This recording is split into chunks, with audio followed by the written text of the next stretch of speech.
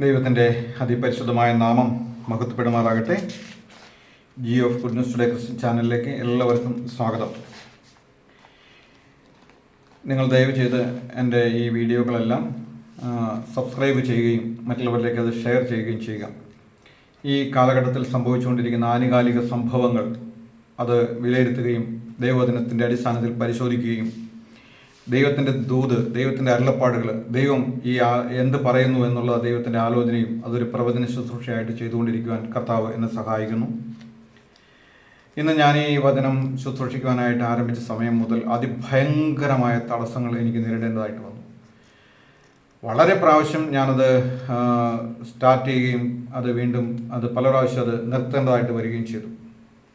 ഇതിനു മുമ്പൊന്നും എനിക്ക് അങ്ങനെ ഉണ്ടായിട്ടില്ല. കാരണം പിശാചിന് ഒട്ടും ഇഷ്ടപ്പെടാത്ത ഒരു പ്രവചന ദൂതാണ് ഇന്ന് സംസാരിക്കുവാൻ തക്കവണ്ണം ആഗ്രഹിക്കുന്നത്. കർത്താവിൻ്റെ കൃപയിൽ ആശ്രയിക്കുന്നു.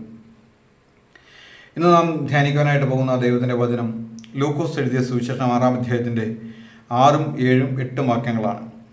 മറ്റൊരു ശബ്ദത്തിൽ അവൻ പള്ളിയിൽ ചെന്ന് ഉപദേശിക്കുമ്പോൾ വലങ്കൈ വരണ്ടുള്ളൊരു മനുഷ്യൻ അവിടെ ഉണ്ടായിരുന്നു. ശാസ്ത്രിമാരും പരീശന്മാരും അവനെ കുറ്റം ചുമത്തുവാൻ സംഗതി കിട്ടേണ്ടതിന് അവൻ ശബ്ദത്തിൽ സൗഖ്യമാക്കുമോ എന്ന് നോക്കിക്കൊണ്ടിരുന്നു.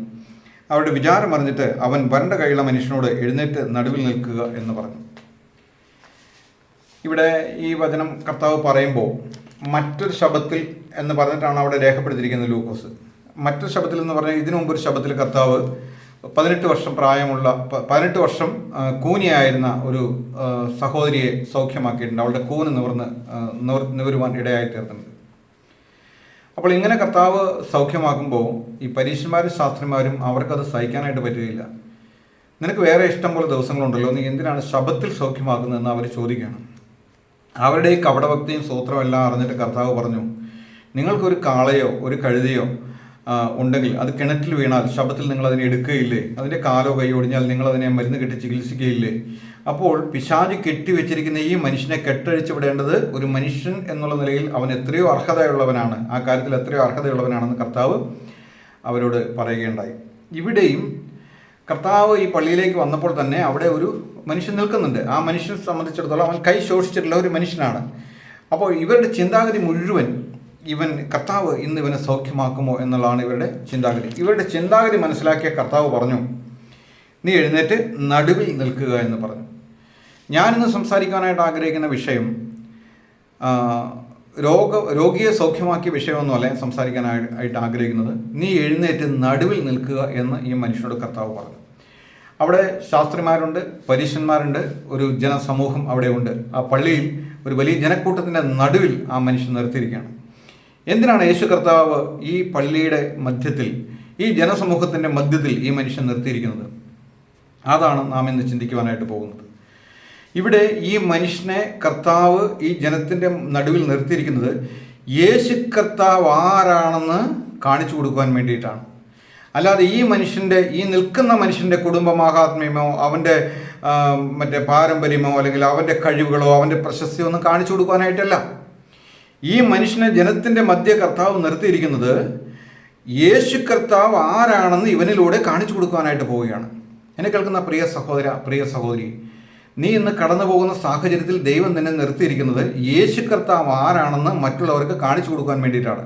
അതൊരു പക്ഷേ ഒരു രോഗമായിരിക്കാം, ഒരു കഷ്ടമായിരിക്കാം, ഒരു ഞെരുക്കമായിരിക്കാം, ഒരു സാമ്പത്തിക ബുദ്ധിമുട്ടായിരിക്കാം, അല്ലെങ്കിൽ നീ ഒരു സഭയിലെ ശുശ്രൂഷകനായിരിക്കാം, അല്ലെങ്കിൽ വലിയ ഒരു സമൂഹത്തോട് ദൈവവചനം ഘോഷിക്കുന്ന ഒരു വലിയ നേതാവായിരിക്കാം. ആര് തന്നെയാണെങ്കിലും ജനസമൂഹത്തിൻ്റെ മധ്യത്തിൽ കർത്താവ് നിന്നെ നിർത്തിയിരിക്കുന്നത് നീ ആരാണെന്ന് കാണിക്കുവാൻ വേണ്ടിയിട്ടല്ല, യേശു കർത്താവ് ആരാണെന്ന് നിന്നിലൂടെ കാണിക്കുവാൻ വേണ്ടിയിട്ടാണ്. ഇന്ന് എല്ലായിടത്തും പല നേതാക്കന്മാരും തെറ്റിപ്പോയിരിക്കുന്നത് നമുക്ക് കാണുവാനായിട്ട്. വിശ്വാസികൾ വിവേചനമുള്ളവരാണ്, അവരെ തീരെ അറിവില്ലാത്തവരൊന്നുമല്ല. അവർക്ക് മനസ്സിലാക്കാനായിട്ട് സാധിക്കും. ദൈവദാസന്മാരെന്ന് പറയുന്ന നേതാക്കന്മാരെ, ക്രിസ്ത്യൻ നേതാക്കന്മാരെ പലയിടത്തും വീണുപോയത് അവർ കണ്ടുകൊണ്ടിരിക്കുകയാണ്. അനേക ദൈവഭക്തന്മാർ വീണുപോയ ഒരു പോർക്കളത്തിലാണ് ഞാനും നിങ്ങളും ഓരോരുത്തരും ആയിരിക്കുന്നത്. നമുക്ക് വളരെ ഭയത്തിൻ്റെയും കൃപയുടെയും ആവശ്യമുണ്ട്. കർത്താവ് നമുക്ക് ഒരു ശുശ്രൂഷ തന്നാൽ അത് ഞാൻ ആരാണെന്ന് കാണിച്ചു കൊടുക്കാൻ വേണ്ടിയിട്ടല്ല, യേശു കർത്താവ് ആരാണെന്ന് എന്നിലൂടെ കാണിച്ചു കൊടുക്കാൻ വേണ്ടിയിട്ടാണ്. നമ്മുടെ ജനത്തിൻ്റെ മധ്യത്തിൽ കർത്താവ് നിർത്തിയിട്ടുണ്ടെങ്കിൽ അത് യേശു ആരാണെന്ന് ജനത്തിന് കാണിച്ചു കൊടുക്കാൻ വേണ്ടിയിട്ടാണ്. ഇവിടെ ഒരു വലിയ നേതാവിന് സംഭവിച്ച ചില വീഴ്ചകളെക്കുറിച്ച് ഇന്ന് സംസാരിക്കാൻ തക്കവണ്ണം കർത്താവിൽ ആശ്രയിക്കണം. ഇപ്പോൾ നമ്മൾ ഈ സോഷ്യൽ മീഡിയ വഴി കേട്ടുകൊണ്ടിരിക്കുന്ന ഒരു കാര്യമുണ്ടല്ലോ, വളരെ ട്രെൻഡിങ് ആയിട്ട് ഓടിക്കൊണ്ടിരിക്കുന്ന ഒരു വിഷയമുണ്ടല്ലോ. ഞാൻ പറഞ്ഞാൽ ക്യാൻസർ സൗഖ്യമാകുമെങ്കിൽ, ഞാൻ പറഞ്ഞാൽ വിസ കിട്ടുമെങ്കിൽ, ഞാൻ പറഞ്ഞാൽ നിന്റെ സാമ്പത്തിക സ്രോതസ് മുഴുവൻ താറുമാറായി പോകും. ഇതാണല്ലോ ഒന്ന് ഓടിക്കൊണ്ടിരിക്കുന്നത്. ഈ ഞാൻ വലിയ പ്രശ്നക്കാരനാണ്. ഞാനെന്ന വാക്ക് കോമൺ ആയിട്ട് ഉപയോഗിക്കുന്നതിൽ തെറ്റൊന്നുമില്ല. കാരണം ഇപ്പം ഞാനൊരു ദേവദാസൻ കൂടി നടന്നു പോവുകയായിരുന്നു, അല്ലെങ്കിൽ ഞാനും മറ്റൊരാളും കൂടി ഇന്ന സ്ഥലത്ത് പോയിട്ട് വരുമ്പോൾ ആ ഞാൻ നമ്മൾ ഉപയോഗിക്കുന്നത് തെറ്റില്ല. പക്ഷേ ഈ പറയുന്ന ഞാൻ, അത് ഭയങ്കര അപകടകാരിയായ ഒരു ഞാനാണ്. ഈ ഞാനാണോ ക്യാൻസർ സൗഖ്യമാക്കിയ ആൾ? ഈ പറയുന്ന ഞാൻ ആണോ മറ്റേ വിസ സംഘടിപ്പിച്ച് കൊടുത്ത ആൾ? ഒരിക്കലും അല്ല. അത് ജനത്തിൻ്റെ മധ്യ കർത്താവ് നിർത്തിയിരിക്കുക. ആരെ കാണിച്ചു കൊടുക്കാൻ? യേശുവിനെ കാണിച്ചു കൊടുക്കാൻ. ഞാനോ നിങ്ങളോ നിന്നാലൊന്നും ഒരു ചുക്കും സംഭവിക്കാൻ പോകുന്നില്ല. നമ്മൾ നിന്നാൽ എന്തെങ്കിലും സംഭവിക്കുന്നുണ്ടെങ്കിൽ അത് യേശുവിൻ്റെ നാമത്തിൽ മാത്രമാണ്. യേശുവിൻ്റെ നാമത്തിലല്ലാതെ നമ്മളാൽ എന്ത് കഴിയും? നമ്മളാൽ ഒന്നും കഴിയുകയില്ല. എന്നാൽ ഇന്ന് ചില ആളുകൾ ദൈവങ്ങളായിട്ട് മാറിക്കൊണ്ടിരിക്കുക. ഈ ഞാൻ പണ്ട് സംസാരിച്ചൊരു ഞാനാണ്. ഇത് എവിടെയാണെന്നറിയാവോ? ഇത് മറ്റേ ദൈവത്തോട് സംസാരിച്ചൊരു ഞാനുണ്ട്. ഞാൻ അത്യുന്നതിനോട് സമനാകും, ഞാൻ ഉത്തരദിക്കിൽ എൻ്റെ സിംഹാസനം വയ്ക്കും, ഞാൻ അവിടെ ഇരുന്ന് അരുളും എന്ന് പറഞ്ഞ ഒരാളുണ്ട്. ദൈവം വെട്ടി താഴെ കിട്ടും. നമുക്ക് ഓരോരുത്തർക്കും ഭയത്തോടെ ജീവിക്കേണ്ട വളരെ ആവശ്യമുണ്ട്. കാരണം ജനത്തിൻ്റെ മധ്യേ കർത്താവ് നമ്മെ നിർത്തിയിരിക്കുന്നുണ്ടെങ്കിൽ നമ്മെ വെളിപ്പെടുത്തുവാൻ വേണ്ടിയിട്ടല്ല, യേശു കർത്താവ് ആരാണെന്ന് നമ്മിലൂടെ വെളിപ്പെടുത്തുവാൻ വേണ്ടിയിട്ടാണ്. എന്നാൽ ഇന്ന് സംഭവിക്കുന്നത് നേരെ തിരിച്ചാണ് എന്ന് നമുക്ക് കാണുവാനായിട്ട് സാധിക്കും. പണത്തിനാണ് ഭയങ്കര ദുർമോഹമാണ് മനുഷ്യന് സംഭവിച്ചുകൊണ്ടിരിക്കുന്നത്. പണം പണം പണം. യേശു കർത്താവിനെ ഉപയോഗിച്ച് സമ്പാദിക്കുക. 8 കോടിയുടെ 10 കോടിയുടെ വലിയ വലിയ സമുച്ചയങ്ങൾ കെട്ടിപ്പൊക്കുവാനാണ് ശുശ്രൂഷകളെല്ലാം നടത്തുന്നത്. എന്നാൽ രോഗികളെ സൗഖ്യമാക്കുവാൻ, അശരണരെ സഹായിക്കുവാൻ, മനുഷ്യനോട് അനുകമ്പ കാണിക്കുവാൻ, അവർക്ക് ഹെൽപ്പ് ചെയ്യുക, അതൊന്നുമല്ല. വലിയ വലിയ സമുച്ചയങ്ങൾ കെട്ടിപ്പൊക്കുവാൻ വേണ്ടിയിട്ടാണ് ഇന്ന് ആളുകൾ ശുശ്രൂഷകളെല്ലാം ചെയ്തുകൊണ്ടിരിക്കുന്നത്. അതുകൊണ്ട് തന്നെ വീഴ്ചകളും വളരെ സംഭവിച്ചുകൊണ്ടിരിക്കുകയാണ്. ഇവിടെ നമുക്കിന്ന് ചിന്തിക്കുവാനായിട്ട് പോകുന്നത് പഴയ നിയമത്തിലെ ഒരു ദൈവദാസനെക്കുറിച്ച്, ഒരു വലിയ നേതാവിനെക്കുറിച്ചാണ്. അത് മോശ എന്ന് പറയുന്ന ഒരു നേതാവാണ്. ഇദ്ദേഹത്തെ ദൈവം വിളിച്ചു. ദൈവത്തിൻ്റെ വിളി കേട്ട് അവനെ ഇറങ്ങിത്തിരിച്ചു. അതിനുശേഷം മിസ്രൈമിലേക്ക് ചെന്നു. വലിയ അത്ഭുതങ്ങളും അടയാളങ്ങളും എല്ലാം അവിടെ കാണിച്ച് ഫറവോൻ്റെ അടിമത്തത്തിൽ നിന്ന് ഇസ്രായേൽ ജനത്തെ വിടുവിച്ച് ചെങ്കടൽ വഴിയായിട്ട് മരുഭൂമിയിൽ കൂടെ നടത്തിക്കൊണ്ടുവരികയാണ്. അങ്ങനെ മരുഭൂമിയിലൂടെ നടത്തിക്കൊണ്ടുവരുമ്പോൾ പകൽ മേഘസ്തംഭവും രാത്രി അഗ്നിസ്തംഭവും അവർക്ക് വഴി കാണിച്ചുകൊണ്ടിരിക്കുക. അങ്ങനെ അവർ റെഫീദീമിൽ വന്ന് പാളയം ഇറങ്ങി. അവരങ്ങനെ നടന്നു വരുമ്പോൾ അവിടെ 6 ലക്ഷത്തിലധികം പുരുഷന്മാർ, അവരുടെ ഭാര്യമാർ, അവരുടെ കുഞ്ഞുങ്ങൾ, അവരുടെ മൃഗസമ്പത്ത് എല്ലാം ഉണ്ട്. അങ്ങനെ റെഫീദീമിൽ പാളയം ഇറങ്ങിയപ്പോൾ ഇവർക്ക് കുടിക്കാൻ വെള്ളമില്ല.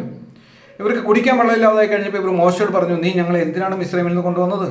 ഞങ്ങളും ഞങ്ങളുടെ കുഞ്ഞുങ്ങളും ഞങ്ങളുടെ മൃഗസമ്പത്തും എല്ലാം ഇപ്പോൾ ഇവിടെ മരിച്ചു പോവും. ഞങ്ങളെ കൊല്ലുവാൻ വേണ്ടിയിട്ടാണ് ഇവിടെ കൊണ്ടുവന്നിരിക്കുന്നത്. ഞങ്ങൾക്ക് കുടിക്കുവാൻ വെള്ളമില്ല എന്ന് പറഞ്ഞ് അവരെ മോശയോട് പ്രശ്നം ഉണ്ടാക്കാനായിട്ട് തുടങ്ങിയപ്പോൾ മോശ ദൈവസന്നിധിയിൽ വീണ് കിടന്നു. മോശ ദൈവത്തോട് പ്രാർത്ഥിച്ചു, കർത്താവേ, കുടിക്കാൻ വെള്ളമില്ല, ഈ ജനപ്പേനെ കല്ലെറിയും എന്ന് പറഞ്ഞു. മോശ ഉടനെ ദൈവത്തോട് പറഞ്ഞു, നീ അതിനെക്കുറിച്ച് ഭയപ്പെടണ്ട. നീ ഒരു കാര്യം ചെയ്യും, നീ ജനത്തിൻ്റെ ഇസ്രായേൽ മൂപ്പന്മാരിൽ ചിലരെ കൂട്ടിക്കൊണ്ട് ജനത്തെ കടന്ന് നീ മുന്നോട്ട് വരിക. മുന്നോട്ട് വരുമ്പോൾ ഞാൻ ഹോരേബിൽ നിന്റെ മുമ്പാകെ പാറയുടെ മേൽ നിൽക്കും. പാറയുടെ മേൽ ആരാ നിൽക്കാൻ പോകുന്നത്? യഹോവ, ദൈവം, കർത്താവ് യേശു ക്രിസ്തു പാറയുടെ മേൽ നിൽക്കും. എന്നിട്ട് പറയുകയാണ്, ഞാൻ ഹോരേബിൽ നിന്റെ മുമ്പാകെ പാറയുടെ മേൽ നിൽക്കും, നീ പാറയെ അടിക്കണം, ഉടനെ ജനത്തിന് കുടിക്കുവാൻ വെള്ളം അതിൽ നിന്ന് പുറപ്പെടും. അപ്പോൾ ഇവിടെ യേശു കർത്താവ്, ഇത് ഞാൻ വ്യക്തമായ തെളിവോടുകൂടി അത് പറയാം, ഇത് യഹോവ യേശു ആണെന്ന് നമുക്ക് വ്യക്തമായിട്ട് തിരുവെഴുത്തിലൂടെ മനസ്സിലാക്കാൻ സാധിക്കും. അങ്ങനെ കർത്താവ് അവിടെ നിൽക്കുകയാണ്, പാറയുടെ മുകളിൽ നിൽക്കുകയാണ്. കർത്താവ് പാറയുടെ മുകളിൽ നിന്നിട്ട് മോശയോട് പറയുകയാണ്, നീ ആ നദിയെ അടിച്ച വടി കയ്യിലെടുക്കണം, ആ വടിയെടുത്തുകൊണ്ട് വരിക, ഇസ്രായേൽ മൂപ്പന്മാരെ കൂട്ടിക്കൊള്ളുക, എന്നിട്ട് നീ പാറ അടിക്കുക, പാറ അടിക്കുമ്പോൾ വെള്ളം പുറപ്പെടും, അങ്ങനെ ജനത്തിന് കുടിക്കുവാനായിട്ട് സാധിക്കുമെന്ന് പറഞ്ഞു. അങ്ങനെ മോശ വടിയെടുത്തുകൊണ്ട് വന്നു, പാറയെ അടിച്ചു, വെള്ളം പുറപ്പെട്ടു, അവർ ഇഷ്ടം പോലെ കുടിച്ചു എന്ന് നമുക്ക് കാണാനായിട്ട് സാധിക്കും. പൗലോസ് അപ്പോസ്തലൻ ഇതിനെക്കുറിച്ച് പുതിയ നിയമത്തിൽ നമുക്ക് വെളിപ്പെടുത്തുന്ന ഒരു വലിയ സന്ദേശമുണ്ട്. 1 കൊരിന്ത്യർ 10-ാം അധ്യായത്തിൻ്റെ 1 മുതൽ 6 വരെയുള്ള വാക്യങ്ങൾ. കൊരിന്ത്യർക്ക് എഴുതിയ 1-ാം ലേഖനം അതിൻ്റെ 10-ാം അധ്യായത്തിൻ്റെ 1 മുതൽ 6 വരെ ഉള്ള വാക്യങ്ങൾ. സഹോദരന്മാരെ, നമ്മുടെ പിതാക്കന്മാർ എല്ലാവരും മേഘത്തിന് കീഴ് ആയിരുന്നു. എല്ലാവരും സമുദ്രത്തിൽ കൂടെ കടന്ന് എല്ലാവരും സമുദ്രത്തിലും മേഘത്തിലും സ്നാനമേറ്റു മോശയോട് ചേർന്നു. എല്ലാവരും ഒരേ ആത്മീക ആഹാരം തിന്നു, ഒരേ ആത്മീക പാനീയം കുടിച്ചു. അവർ അനുഗമിച്ച ആത്മീക പാറയിൽ നിന്നല്ലോ അവർ കുടിച്ചത്. ആ പാറ ക്രിസ്തുവായിരുന്നു. അപ്പോൾ ആ പാറ ക്രിസ്തുവായിരുന്നു. ഈ മോശ അടിച്ച ആ പാറ ക്രിസ്തുവായിരുന്നു. എങ്കിലും അവരിൽ മിക്കപേരിലും ദൈവം പ്രസാദിച്ചില്ല, അവരെ മരുഭൂമിയിൽ തള്ളിയിട്ട് കളഞ്ഞു എന്ന് നിങ്ങൾ അറിയാതിരിക്കരുത് എന്ന് ഞാൻ ആഗ്രഹിക്കുന്നു. ഇത് നമുക്ക് ദൃഷ്ടാന്തമായി സംഭവിച്ചു. എന്നിട്ട് പൗലോസ് അപ്പോസ്തലൻ പറയുകയാണ്, അവർ മോഹിച്ചതുപോലെ നാമും ദുർമോഹികളാകാതിരിക്കേണ്ടതിന് തന്നെ. അവർക്ക് ദൈവം മരുഭൂമിയിൽ പകല് മേഘസ്തംഭം, മരുഭൂമിയിൽ ചൂടുണ്ടാവുകയില്ല. അവരുടെ 40 വർഷം അവരുടെ വസ്ത്രം പഴകിപ്പോയില്ല. അവരുടെ കാലിൽ ചെരുപ്പ് തേഞ്ഞു പോയില്ല. നമുക്കറിയാലോ, നമുക്കൊരു ക്ഷീണം തട്ടാതിരിക്കുന്നത് എവിടെയാണ്? ഒരു AC റൂമിലിരിക്കുമ്പോൾ നമുക്ക് ക്ഷീണം തോന്നുകയില്ല. അതുപോലെ പകൽ മേഘസ്തംഭത്തിലും രാത്രി അഗ്നിസ്തംഭത്തിലും മരുഭൂമിയിലൂടെ ദൈവം അവരെ നടത്തിക്കൊണ്ട് വരികയാണ്.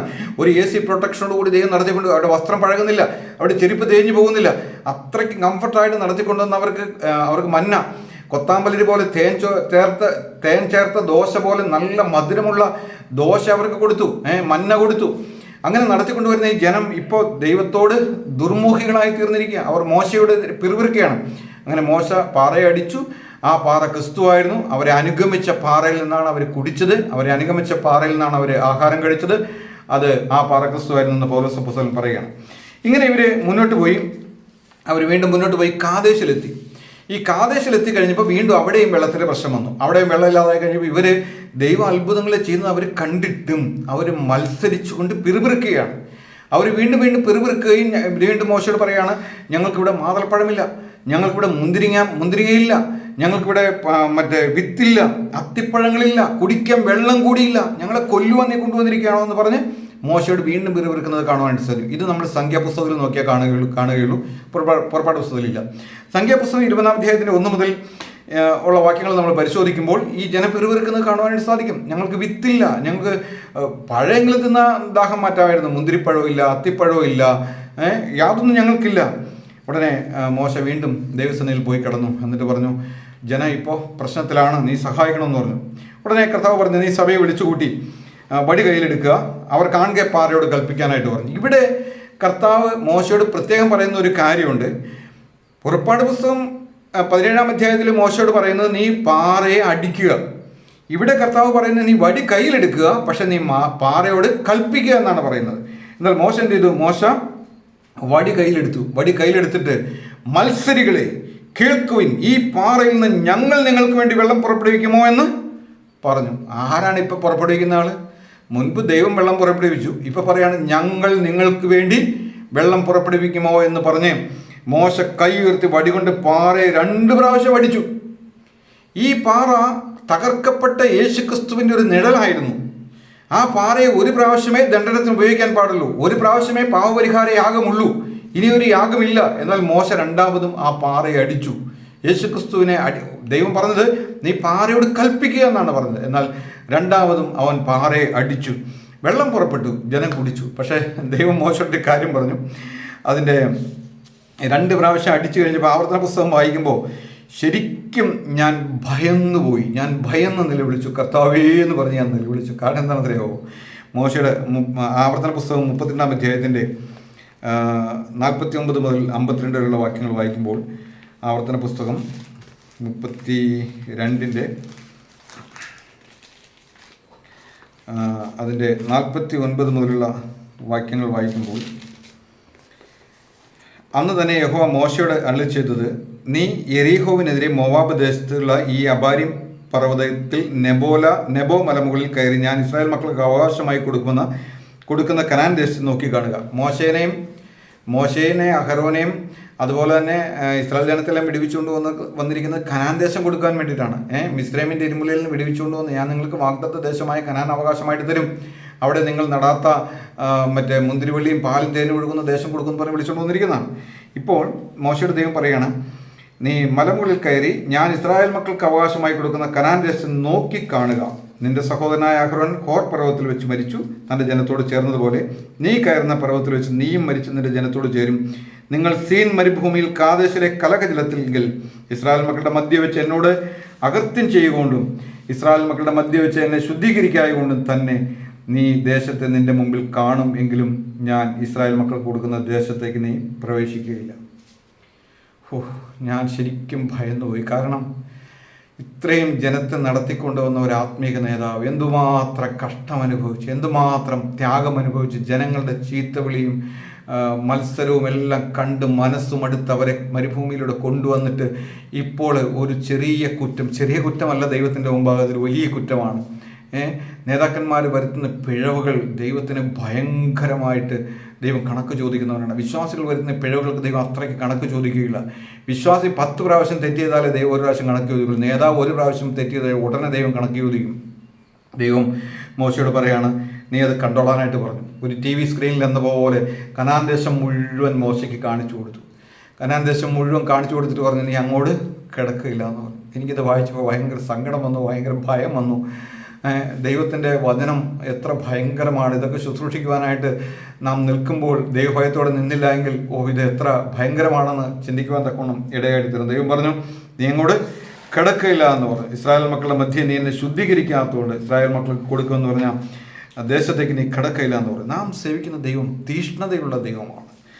നാം ജനത്തിൻ്റെ മധ്യ നിൽക്കാൻ ദൈവം നമുക്ക് അവസരങ്ങളെ നൽകുമ്പോൾ അത് നമ്മെ വെളിപ്പെടുത്തുവാനായിട്ടുള്ളതല്ല, കർത്താവിനെ വെളിപ്പെടുത്തുവാൻ വേണ്ടിയിട്ടാണ് ദൈവം നമ്മെ നിർത്തിയിരിക്കുന്നത് എന്ന് നമുക്ക് കാണുവാനായിട്ട് സാധിക്കും. പിന്നീട് മോശ കർത്താവായ യേശുക്രിസ്തു അവിടെ മോശയും ഏലിയാവും യേശുക്രിസ്തുവും 3 ശിഷ്യന്മാരും കൂടി അവിടെ ഇരിക്കുന്നത് നമുക്ക് പിന്നീട് കാണുവാനായിട്ട് സാധിക്കും. എന്നെ കേൾക്കുന്ന പ്രിയ സഹോദര, പ്രിയ സഹോദരി, നാം ഇന്ന് കടന്നു പോകുന്ന സാഹചര്യം എന്തു തന്നെയാണെങ്കിലും, ഒരു ശുശ്രൂഷയുടെ മുഖത്താണെങ്കിലും, ഒരു കഷ്ടതയുടെ മുഖത്താണെങ്കിലും, ഒരു രോഗത്തിൻ്റെ മുഖത്താണെങ്കിലും, ദൈവം ജനത്തിൻ്റെ മധ്യേ നിന്നെ ആക്കി വെച്ചിരിക്കുന്നത് നിന്നെ കാണിച്ചു കൊടുക്കാൻ വേണ്ടിയിട്ടല്ല, നിൻ്റെ ജീവിതത്തിലൂടെ യേശു കർത്താവിനെ മഹത്വപ്പെടുത്തുവാൻ വേണ്ടിയിട്ടാണ്. നിൻ്റെ ശുശ്രൂഷയിലൂടെ ദൈവത്തെ മഹത്വപ്പെടുത്തുവാൻ വേണ്ടിയിട്ടാണ്. ദൈവം എല്ലാ നിലയിലും ദൈവത്തിൻ്റെ മഹത്വം ആർക്കും വിട്ടുകൊടുക്കുന്നവനല്ല. ദൈവത്തിന് അതൊട്ടും ഇഷ്ടമല്ല. നാം ചെയ്യുന്ന എല്ലാ കാര്യങ്ങളിലും മഹത്വം ദൈവത്തിന് കിട്ടണം. അവൻ്റെ മഹത്വം അവൻ ആർക്കും വിട്ടുകൊടുക്കുന്ന ദൈവമല്ല. അതുകൊണ്ട് എന്നെ കേൾക്കുന്ന പ്രിയ സഹോദര, പ്രിയ സഹോദരി, ഇനി വചനങ്ങൾ കേൾക്കുമ്പോൾ നാം ആയിരിക്കുന്നിടത്ത് ദൈവത്തെ മഹത്വപ്പെടുത്തണം.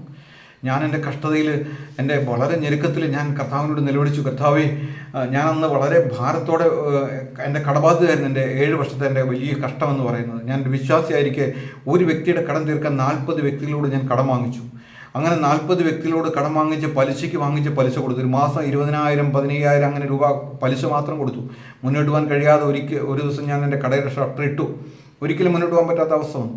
എന്നാൽ എൻ്റെ 1-2 സ്ഥലങ്ങളെല്ലാം വിൽക്കുകയും കടങ്ങളെല്ലാം തീർക്കുകയും അങ്ങനെ ഞാൻ മുന്നോട്ട് വരികയും ചെയ്തു. പക്ഷേ ആ കഷ്ടസമയത്തെല്ലാം ഞാൻ കർത്താവിനോട് പ്രാർത്ഥിച്ചിട്ടുണ്ട്, കർത്താവ് നീ ഈ സമയത്ത് വരല്ലേ, നീ വന്നു കഴിഞ്ഞാൽ ഈ ജനങ്ങൾ അവരെ പറ്റിച്ചിട്ട് പോയെന്ന് അവർ പറയും. ഈ രക്ഷിക്കപ്പെടാത്ത കർത്താവിനോട് കൂടെ എടുക്കപ്പെടാത്ത ഈ ജനങ്ങൾ പറയും, ഞാൻ അവനെ പറ്റിച്ചിട്ട് പോയെന്ന് അവർ പറയും. അതുകൊണ്ട് എൻ്റെ കടത്തെ തീർക്കാതെ നീ വരല്ലേ എന്ന് ഞാൻ ആ സമയത്ത് വളരെ ഭാരത്തോടെ പ്രാർത്ഥിച്ചിട്ടുണ്ട്. ദൈവത്തിൻ്റെ കൃപയാൽ ആ സമയം വരെ ഇന്നുവരെയും കർത്താവ് വന്നില്ല. എൻ്റെ കടങ്ങളെല്ലാം വീട്ടുവാൻ ദൈവം എന്നെ സഹായിച്ചു. നാം സേവിക്കുന്ന ദൈവം എത്ര വലിയവനാണെന്നറിയാവോ? നാം ശുശ്രൂഷിക്കുന്ന ദൈവം എത്ര വലിയവനാണെന്നറിയാവോ? അവൻ്റെ മഹത്വം അവൻ ആർക്കും വിട്ടുകൊടുക്കാനായിട്ട് ആഗ്രഹിക്കുന്നില്ല. അതുകൊണ്ട് നമുക്ക് വളരെ ഭയത്തോടെ നമ്മുടെ സാഹചര്യത്തിൽ പിറുപിറുക്കാതെ ദൈവം നമ്മളെ മറ്റൊരിടത്തേക്ക് കൊണ്ടുവരും, വെളിയിലേക്ക് കൊണ്ടുവരും. അത് ദൈവത്തിൻ്റെ നാമത്തിൻ്റെ മഹത്വത്തിന് വേണ്ടിയിട്ടാണ്. നമ്മളെ നടുവിൽ നിർത്തുന്ന ദൈവത്തിൻ്റെ നാമത്തിൻ്റെ മഹത്വത്തിന്. ഈ മനുഷ്യനെ, ആ വരണ്ട കൈയുള്ള, ശോഷിച്ച കൈയുള്ള മനുഷ്യനെ ആ പള്ളിയുടെ നടുവിൽ കർത്താവ് നിർത്തിയത് ആ മനുഷ്യനെ പരിചയപ്പെടുത്താൻ വേണ്ടിയിട്ടല്ല, യേശു കർത്താവിനെ ഉയർത്തുവാനും യേശു കർത്താവ് ആരാണെന്ന് കാണിച്ചു കൊടുക്കുവാനും വേണ്ടിയിട്ടാണ്. യേശുവിൻ്റെ നാമത്തിലാണ് അവൻ്റെ കൈ സൗഖ്യമാക്കിയത്. നാം എന്ന് പറയുമ്പോൾ യേശുവിൻ്റെ നാമത്തിൽ ഭൂതങ്ങൾ വിട്ടുപോകുന്നുണ്ടെങ്കിൽ, നാം എന്ന് പറയുമ്പോൾ യേശുവിൻ്റെ നാമത്തിൽ രോഗം സൗഖ്യമാകുന്നുണ്ടെങ്കിൽ, നാം എന്ന് പ്രാർത്ഥിക്കുമ്പോൾ യേശുവിൻ്റെ നാമത്തിൽ ഒരാൾക്ക് ഒരു വിസ ലഭിക്കുന്നുണ്ടെങ്കിൽ, അത് നമ്മുടെ കഴിവല്ലേ അല്ല, യേശു നമ്മളിലൂടെ തൻ്റെ മഹത്വത്തെ വെളിപ്പെടുത്തുകയാണ്. അതുകൊണ്ട് എന്നെ കേൾക്കുന്ന പ്രിയ സഹോദര, പ്രിയ സഹോദരി, നമുക്ക് ദൈവമുമ്പാകെ നമ്മെ തന്നെ താഴ്ത്താം. കർത്താവെ, ഒരു അഹന്തയില്ലാതെ കൃപയോടുകൂടി ജീവിക്കുവാൻ ഞങ്ങളെ സഹായിക്കണമേ, എന്നെ സഹായിക്കണമേ. ഞാനും എൻ്റെ ദൈവത്തിൻ്റെ മുമ്പാകെ എന്നെ തന്നെ താഴ്ത്തുന്നു. അവൻ എത്ര മഹത്വമുള്ളവനാണ്. നമുക്ക് ഈ വചനങ്ങളാൽ ദൈവത്തെ മഹത്വപ്പെടുത്താം. ഇന്ന് ഈ വചന കേൾവി നമ്മുടെ ഓരോരുത്തരുടെ ഹൃദയത്തിൽ ഒരു താഴ്മയും പരിശുദ്ധാത്മാവ് ഈ ദൈവം ആരാണെന്നുള്ള ഒരു ബോധ്യവും നമുക്ക് വെളിപ്പെടുത്തി തരുവാൻ തക്കോണം കർത്താവ് സഹായിക്കട്ടെ. അവൻ്റെ വിലയേറിയ നാമം ഇന്നും എന്നേക്കും മഹത്വപ്പെടുമാറാകട്ടെ. ആമേൻ.